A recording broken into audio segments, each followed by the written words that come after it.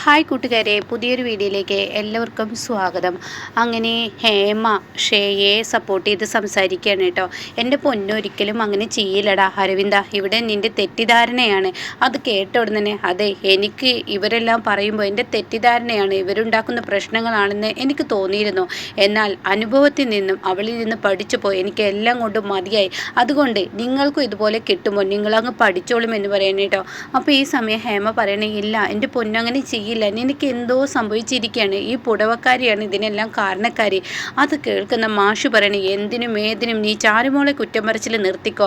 അവൾ ചെയ്തു കൂട്ടുന്ന ഓരോ പ്രവൃത്തിക്കും നീ സപ്പോർട്ടായി നിന്ന ഇനി ഞാൻ അത് കേട്ട് നിൽക്കില്ലെന്ന് പറയാൻ കേട്ടോ. ആ സമയം ഉടൻ തന്നെ അരവിന്ദൻ പറയണേ, വെറുതെ ചാരുവിനെ കുറ്റപ്പെടുത്തണ്ട, വെറുതെ എന്തിനാ ചാരുവിനെ കുറ്റപ്പെടുത്തുന്നത്? ചാരുവിനെ ആകാശിനെ ഇത്രയും നാൾ ഓരോ പ്രശ്നങ്ങൾ നടക്കുമ്പോഴും ഞാൻ കുറ്റപ്പെടുത്തിയിട്ടുണ്ട്. അവരോടൊക്കെ എനിക്കിപ്പോൾ മാപ്പ് പറയാനാണ് തോന്നുന്നത്. കാരണം ഞാനിപ്പോൾ ചെയ്തതെല്ലാം അവരോട് തെറ്റാണ്. എൻ്റെ ഭാര്യ ഒരിക്കലും എനിക്കൊരു ഭാര്യയാവില്ല. അവളെ ഇതിപ്പോൾ പണ്ടാരോ പറഞ്ഞതുപോലെ അമ്മ എന്നെ നിധിയുണ്ട്, സ്വർണമുണ്ട് എന്നൊക്കെ പറഞ്ഞിട്ട് വലിയൊരു രത്നം തന്നെ എൻ്റെ കയ്യിൽ വെച്ച് തന്നപ്പോൾ ആ രത്നം ഒരു ഉപ്പുംകല്ലായിരുന്നു എന്നുള്ളത് ഞാൻ മനസ്സിലായി. അല്ല, ഉപ്പുംകല്ലല്ല, അതിലും വലുതാണെന്നൊക്കെ പറഞ്ഞിട്ട് എന്തൊക്കെയോ വാക്കുകൾ ഇങ്ങനെ വിളിച്ചു പറയുന്നുണ്ട് കേട്ടോ. പഴയ ഒരു ഉപമ വെച്ചിട്ടാണ് പറയുന്നത് അരവിന്ദൻ. അത്രയും കലിപ്പിലായിരിക്കൂട്ടോ അരവിന്ദിൻ്റെ ഓരോ വാക്കുകൾ ഹേമയുടെ നെഞ്ചത്ത് ചെന്ന് തറക്കുന്ന വാക്കുകളാണ് കേട്ടോ. അപ്പോൾ അരവിന്ദനോട് പറയണേ, എടാ നീ നിൻ്റെ ജീവിതം, എൻ്റെ ഷേമോള് പാവാണ്, അവള് പാവാണ്, എൻ്റെ പൊന്നൊരിക്കലും നിന്നോട് തെറ്റ് ചെയ്യില്ല എന്നൊക്കെ പറയുമ്പോഴാണ് ഷേയ ഇവരുടെ വീട്ടിൽ വന്നിറങ്ങുന്നുണ്ട് കേട്ടോ. അപ്പോൾ ഈ സമയം ഇതൊന്നും ഇവർക്ക് അറിയില്ല. അങ്ങനെ ഇവർ സംസാരിച്ച് തുടങ്ങുകയാണ്. അങ്ങനെ ആകാശം ചാരും ഒന്നും തന്നെ മിണ്ടുന്നില്ല. അപ്പം മാഷ് പറയണം, മതി നീ പൊന്ന് കരള് എന്നൊക്കെ പറഞ്ഞിട്ട്, രത്നം വജ്രം എന്നൊക്കെ പറഞ്ഞിട്ട് അവൻ്റെ കൈകളിൽ വെച്ച് കൊടുത്തത് ഒരു ഫ്രോഡിനെ ആയിരുന്നു. അതിനെ മനസ്സിലാക്കണം. ഈ സൂര്യ നമസ്കാരമൊക്കെ ചെയ്യും, പക്ഷെ കണ്ണുകെട്ടി എന്ത് ചെയ്തിട്ട് എന്താ കാര്യം എന്നുള്ള ആ ഒരു വാക്കൊക്കെ പറയുന്നുണ്ട് കേട്ടോ. അപ്പോഴാണ് ഷേയ അങ്ങോട്ടേക്ക് കടന്നു വരുന്നത്. ഷേയെ കാണുന്നതിനോടുകൂടി അരവിന്ദൻ അങ്ങ് കലിപ്പാവാണ്. അരവിന്ദൻ ചോദിക്കുകയാണ്, നീ എന്തിനാടി ഇങ്ങോട്ടേക്ക് വന്നിരിക്കുന്നത്? എന്ത് കാണാനാണ് നീ ഇങ്ങോട്ടേക്ക് വന്നിരിക്കുന്നത്? എന്തിനാടി നീ ഇങ്ങോട്ടേക്ക് വന്നിരിക്കുന്നത് എന്ന് ചോദിച്ചുടനെ തന്നെ ഷേയ ഇങ്ങനെ നോക്കുകുത്തിയായി നിൽക്കണം കേട്ടോ. അപ്പോഴേക്കും ഹേമ അങ്ങോട്ടേക്ക് ഓടി വരണം. എൻ്റെ പൊന്ന് തട വന്നിരിക്കുന്നത്, മതി അമ്മയുടെ പൊന്നും കരളും ലിവർ എന്നൊക്കെ പറഞ്ഞില്ല വിളി, മതി നിർത്തിയേക്ക്. നിങ്ങൾ ഇവളെ പൊന്ന് എന്നൊന്നും വിളിക്കണ്ട. ഇവളെ പൊന്നല്ല, ഇവള് രാക്ഷസിയാണ്. ഇവളെപ്പോലെ ഒരു വൃത്തികെട്ടവളെ എനിക്ക് കല്യാണം കഴിക്കേണ്ടി വന്ന ആ ഒരു ഗതികേട് ഇന്ന് ഞാൻ ആലോചിക്കും, എനിക്ക് തന്നെ എന്നോട് പുച്ഛം തോന്നുന്നതെന്ന് പറയാം കേട്ടോ.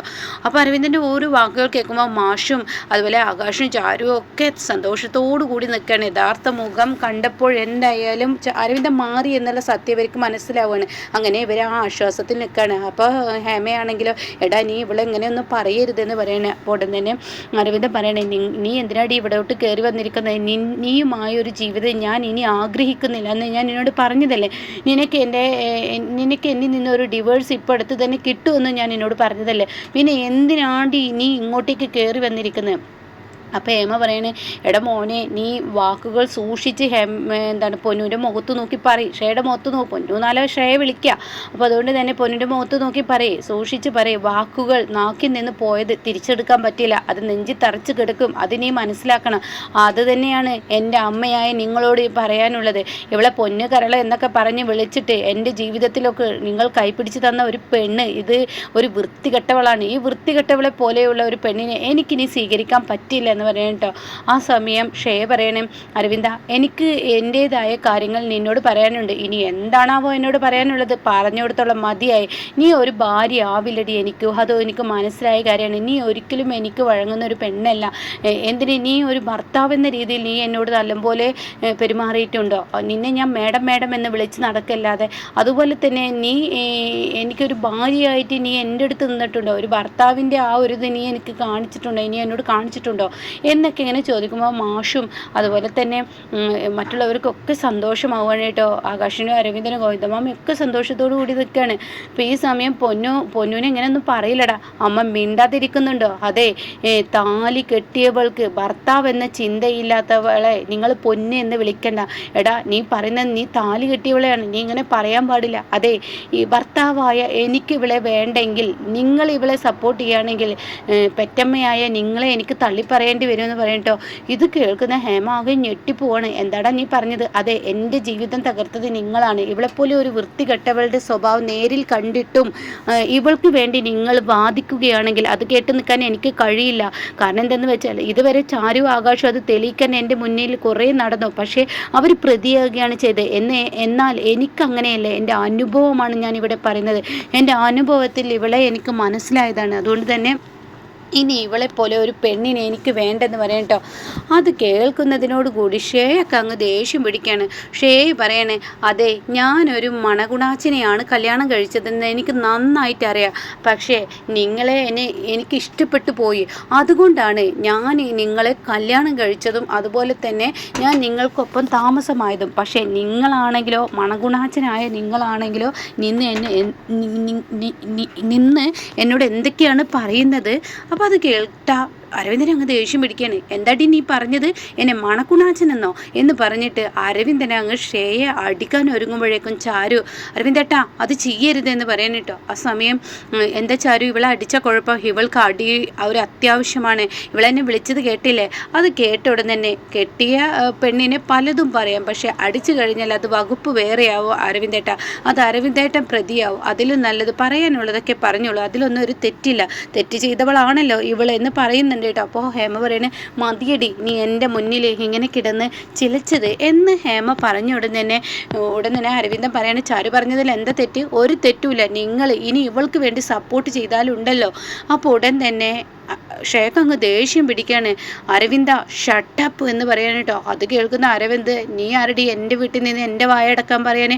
നിനക്ക് എന്ത് യോഗ്യതയാണ് ഉള്ളത്? അതെ അരവിന്ദ, ഇതുവരെ അരവിന്ദൻ പറയാനുള്ളതൊക്കെ ഞാൻ കേട്ടു നിന്നു. പക്ഷേ ഇനി ഞാൻ കേട്ടു നിൽക്കില്ല. ഞാൻ എന്താണെന്ന് അരവിന്ദൻ തിരിച്ചറിയും. ഒരു മണകുണാച്ചൻ എന്ന് നിന്നെ വിളിച്ചത് വെറുതെ ഒന്നല്ല. കാര്യത്തിൻ്റെ സത്യാവസ്ഥ നീ അറിയാതെയാണ് ഇവിടെ സംസാരിക്കുന്നത്. അപ്പോൾ അത് കേൾക്കുന്ന അരവിന്ദൻ പറയണം, ഹോ, നിൻ്റെ കാര്യത്തിൻ്റെ സത്യാവസ്ഥ ഞാൻ നേരിൽ കണ്ടതാണ്. ഇനി അടുത്ത അടവുകളുമായി വന്നിരിക്കുകയാണ്. ഏതിനും നിനക്ക് പറയാനുള്ളത് ആകാശം ചാരു. അവരെ കുറ്റപ്പെടുത്താനല്ലേ നീ ശ്രമിക്കുന്നത്? അപ്പോൾ അത് കേട്ട ഉടനെ തന്നെ, അതെ, എൻ്റെ ജീവിതം തകർത്തത് ഈ നിൽക്കുന്ന ചാരുവാണെന്ന് പറയാൻ കേട്ടോ. അപ്പോഴേക്കും ആകാശം അങ്ങ് ദേഷ്യം പിടിക്കാണ്. മതി, നിങ്ങൾ ഭാര്യ ഭർത്താവ് പല പ്രശ്നങ്ങളും ഉണ്ടാവുമായിരിക്കും, പക്ഷേ എൻ്റെ ഭാര്യയെ ഇതിലോട്ട് വലിച്ചഴക്കണ്ട. അതിനുള്ള യോഗ്യതയൊന്നും നിനക്കില്ല എന്നിങ്ങനെ ഷേയുടെ മുഖത്തടിച്ചിട്ട് ആകാശ് പറയണം. അപ്പോൾ ആകാശ് ഇത് പറയുമ്പോൾ, ഞാൻ നിൻ്റെ ഭാര്യയെ കുറ്റപ്പെടുത്തിയതല്ല, നിൻ്റെ ഭാര്യ ചെയ്ത തെറ്റ് ഞാനിവിടെ വിളിച്ചു പറഞ്ഞതാണ്. എൻ്റെ ജീവിതത്തിനും അരവിന്ദൻ്റെ ജീവിതത്തിലും ഇപ്പോൾ ഇടങ്കോലായി വന്നിരിക്കുന്ന ഇവളാണ്. ഞാനും അരവിന്ദനും ഒരു ഭാര്യ ഭർത്താവായി ജീവിക്കാൻ ഒരിക്കലും നിങ്ങൾ സമ്മതിക്കില്ല. അപ്പോൾ ഇത് കേട്ട മാഷ് പറയണ, മതി എൻ്റെ മരുമകളെ കുറ്റം പറയല്. അതെ, എൻ്റെ മരുമകൾ, അതായത് എൻ്റെ ചാരുവിനെ ഒരു അക്ഷരം പറഞ്ഞാൽ എൻ്റെ സ്വഭാവം അങ്ങ് മാറുമെന്ന് പറയാം കേട്ടോ. അത് കേൾക്കുന്നതിനോടുകൂടി, അതെ, നിങ്ങളൊരു ഗവൺമെൻറ് ഉദ്യോഗസ്ഥനല്ലേ, അപ്പോൾ നിങ്ങളോട് കാര്യം പറയാം. അതെ, നിങ്ങളുടെ ഈ മരുമകൾ തന്നെയാണ് എൻ്റെയും അരവിന്ദൻ്റെയും ഇടയിൽ ഇപ്പോൾ ഒരു പ്രശ്നം ഉണ്ടാക്കിയിരിക്കുന്നത്. അപ്പോൾ അത് കേൾക്കുന്ന ഹേമക്ക് സന്തോഷമാവാണ്. അപ്പോൾ ഉടനെ തന്നെ അരവിന്ദൻ പറയുന്നത്, എന്ത് പ്രശ്നം ഇവരുണ്ടാക്കി എന്നാണ് നീ പറയുന്നത്? എപ്പോഴും നീ ഇവർക്ക് നേരെയാണ് വിരൽ ചൂണ്ടുന്നത്. ഏത് സമയവും ഞാനും നീ ഒരു വിവാഹ ജീവിതം തുടങ്ങിയ അന്ന് മുതൽ എൻ്റെ അച്ഛനെ പറ്റിച്ച് വിവാഹം കഴിച്ചതാണല്ലോ. എൻ്റെ അച്ഛനെ കതിർമണ്ഡപത്തിലോട്ട് കൊണ്ടുവന്നിട്ട് നീ എന്നെക്കൊണ്ട് താലി കെട്ടിച്ചതാണല്ലോ. അന്നൊക്കെ ഇവർ നിൻ്റെ തെറ്റ് എനിക്ക് ചൂണ്ടിക്കാണിച്ചു, പക്ഷേ ഞാനത് മനസ്സിലാക്കിയില്ല. ഇപ്പോൾ നീ എൻ്റെ ഭാര്യയാവാൻ വേണ്ടി ഓരോ ദിവസവും ഓരോ കളവുകൾ നീ എന്നോട് പറഞ്ഞുകൊണ്ടിരിക്കുകയാണ്. അപ്പോൾ അത് കേട്ട ഉടനെ ഷേ പറയണേ, അതെ, എനിക്ക് പറയാനുള്ളത് പറയട്ടെ. ഞങ്ങൾ ഹണിമൂണിന് പോകുന്നു എന്നറിഞ്ഞപ്പോൾ എന്തിന് ഈ നിൽക്കുന്ന ചാരു ആകാശവും ഹണിമൂണിന് പോയി? ആയിക്കോട്ടെ, ഹണിമൂണിന് പോകണമെന്ന് ഞങ്ങൾ പോകുമ്പോൾ ഇവർക്കും തോന്നിയേക്കാം. പക്ഷെ നമ്മൾ പോകുന്നിടത്ത് എന്തിന് ഇവർ വന്നു? ഇവർക്ക് വേണമെങ്കിൽ വേറെ എവിടെയെല്ലാം പോവാം, ഊട്ടി, മൈസൂർ, കൊടൈക്കനാൽ, അങ്ങനെ എന്തെല്ലാം സ്ഥലങ്ങളുണ്ട്, അങ്ങോട്ടേക്ക് പോയിക്കൂടെ? എന്നാൽ ഞാനും നീയും പോകുന്ന അതേ സ്ഥലത്തോട്ട് ഇവരെന്തിനാ വന്ന്? ഇവരോട് ചോദിക്കേണ്ട ചോദ്യം അതാണ്. അപ്പോൾ അത് കേട്ടോടെ തന്നെ ബാലമാമ പറയണേ, അതെ, നീ എങ്ങനെയാണ് അരവിന്ദനെ കാണുന്നതെന്ന് എൻ്റെ മോൾക്കും എനിക്കും നന്നായിട്ട് അറിയാം. നീ വേണമെങ്കിൽ അരവിന്ദനെ കൊല്ലാൻ പോലും മടിക്കില്ല. അപ്പോൾ അത് തടയാനാണ് അങ്ങോട്ടേക്ക് വന്നത്. അപ്പോൾ അത് കേൾക്കുന്ന ഹേമ പറയണേ, അതെ, നിങ്ങൾ വല്ലാതെ ഇവൾക്ക് വേണ്ടി വക്കാലത്ത് പറയണ്ട. ഞാൻ വക്കാലത്ത് പറഞ്ഞതെന്നല്ല, കളയുന്നതല്ല, ഉള്ള സത്യമാണ്. അത് കേൾക്കുന്ന ഷേയ പറയണേ, അതെ നിങ്ങളോട് ഇവൾ അങ്ങനെ പറഞ്ഞിട്ടുണ്ടാവും, പക്ഷേ ഇവളുടെയും ഇവൻ്റെയും ലക്ഷ്യം ഞാനും അരവിന്ദനും ഒരു ഭാര്യ ഭർത്താവായി ജീവിക്കാൻ പാടില്ലെന്നാണ്. അപ്പോൾ അത് കേട്ട ഉടനെ അരവിന്ദൻ പറയണേ, നിർത്ത് നിന്റെ ഡയലോഗുകൾ കേട്ട് മടുത്തു, അതുകൊണ്ട് എനിക്കൊന്നും പറയാനില്ല. നിന്റെ കയ്യിലുള്ള ഫോട്ടോ ഗുണ്ടകളുടെ ഇടയിലോട്ട് വന്നപ്പോഴേ തന്നെ നിന്റെ മുഖം എന്താണെന്ന് എനിക്ക് മനസ്സിലായി. അവിടെ ചെന്നത് മുതൽ ഓരോ പ്രശ്നവും നീയായിട്ട് ഉണ്ടാക്കിയതാണെന്ന് എനിക്ക് മനസ്സിലായി. അതുകൊണ്ട് എൻ്റെ വീട്ടിൽ നിന്ന് നീ വേഗം ഇറങ്ങടി എന്ന് അരവിന്ദൻ ഷേയുടെ മുഖത്ത് നോക്കി പറയുമ്പോൾ ഷേ പറയണേ, ഞാൻ ഇറങ്ങും, പക്ഷേ എൻ്റെ സത്യാവസ്ഥ ഇവിടെ തെളിയിക്കണമല്ലോ, അതെൻ്റെ ആവശ്യമാണ്. അപ്പോൾ ഉടൻ തന്നെ അരവിന്ദൻ പറയണേ, എന്ത് സത്യാവസ്ഥയാടി നിനക്ക് തെളിയിക്കാനുള്ളത്? നിൻ്റെ ഫോണിൽ നിന്ന് എടുത്ത ഫോട്ടോയാണ് നീ ഗുണ്ടകൾക്ക് അയച്ചു കൊടുത്തത്.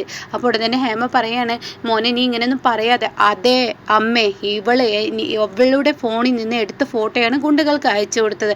ആ ഫോട്ടോ എനിക്ക് ഗുണ്ടകൾ കാണിച്ചു തന്നു. അപ്പോൾ അത് കേട്ട ഉടൻ തന്നെ ഹേമ പറയാണ്, ആണ് അല്ല എന്ന് ഞാൻ പറയുന്നില്ല, പക്ഷേ എൻ്റെ ഫോണിൽ നിന്ന് എടുത്ത ഫോട്ടോ ഞാൻ തന്നെയാണ് ആ ഗുണ്ടകൾക്ക് അയച്ചു കൊടുത്തതെന്നുള്ള വല്ല തെളിവ് നിൻ്റെ ഉണ്ട് അരവിന്ദ. അപ്പോൾ അത് കേട്ട ഉടൻ തന്നെ നിൻ്റെ ഫോണ്, നീ ലോക്ക് ചെയ്ത് വെച്ചിരിക്കുന്ന ഫോണ്, നിൻ്റെ ഫോണിൽ നിന്ന് ആ ഫോട്ടോ ഗുണ്ടകൾക്ക് പോകണമെന്നുണ്ടെങ്കിൽ എനിക്ക് പോലും അറിയാത്ത നിൻ്റെ ഫോണിൻ്റെ പാസ്വേഡ് അത് മറ്റുള്ളവർക്ക് എങ്ങനെ അയക്കാൻ കഴിയും എന്ന് അരവിന്ദൻ ചോദിക്കുകയാണ് കേട്ടോ. അത് കേട്ട ഉടൻ തന്നെ ഷേയ പറയണ, അതാ ഈ നിൽക്കുന്ന ചാരുവിന് അത് കഴിയും.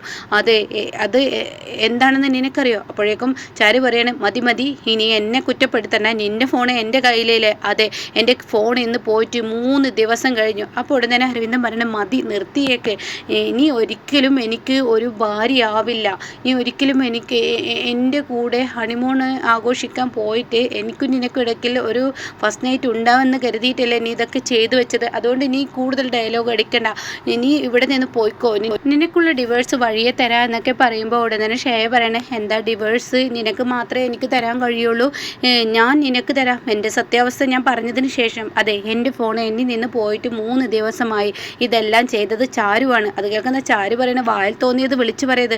വായിൽ തോന്നിയതൊന്നല്ല, എൻ്റെ ഫോൺ നിങ്ങളുടെ കയ്യിലുണ്ടെന്ന് പറയണം കേട്ടോ. അപ്പോൾ അത് കേട്ട ഉടനെ ആകാശ് എടി എന്ന് പറഞ്ഞിട്ട് അങ്ങ് ഒച്ച ഉയർത്തുമ്പോഴേക്കും ചാരു പറയണ, ആകാശേട്ട മാറി നിൽക്ക്, ഇവിടെ നമ്മുടെ കയ്യിൽ ഫോണുണ്ടെന്ന് പറയുന്നു, നമ്മളിപ്പോൾ വന്ന് കയറിയതല്ലേ ഉള്ളൂ, അപ്പോൾ ഇവിടെ ഫോണുണ്ടോ ഇല്ലേ എന്നുള്ള ഇവള് നോക്കട്ടെ, നമ്മുടെ സാധനത്തിലുണ്ടോ എന്ന് ഇവിടെ നോക്കട്ടെ. അങ്ങനെ ആകാശ് തന്നെ പെട്ടി തുറക്കുകയാണ്. പെട്ടിയിൽ ഒന്നുമില്ലെന്ന് ആകാശ് ഉറപ്പ് വരുത്തുന്നു. ഈ സമയം എന്ത് ചെയ്യുന്നു, ചാരുവിൻ്റെ ഹാൻഡ് ബാഗ് അങ്ങ് എടുക്കുകയാണ് കേട്ടോ. എന്നിട്ട് അതിൽ ചെക്ക് ചെയ്യാണ്. അപ്പോൾ ഇങ്ങനെയൊക്കെയുള്ള ഒരു എപ്പിസോഡാണ് കേട്ടോ ഇനി വരാനിരിക്കുന്നത്.